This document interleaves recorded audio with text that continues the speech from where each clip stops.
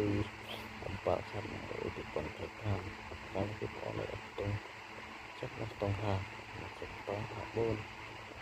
សូមបងប្អូនទូមកចាក់បាក់វិញអត់សិក្សាទៅតាមទៅឆ្លាតយួនលេខ35ការកត់ការស្រមលេខ64ហើយចំពោះលេខលោយឹកគឺព្រមនៅ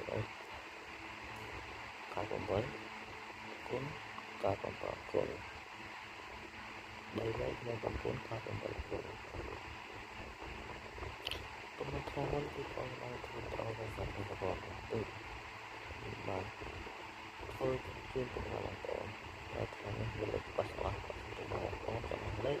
អាចឆ្លងតាម Facebook តាមលេខខ្លះដែលមានជាខុសជាសង្គមហើយបងប្អូនគឺច្បាស់តាមដង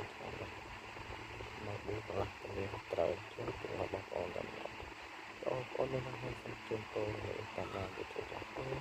ជួបតែចំណងអរគុណសូមអរគុណសូមអរគុណ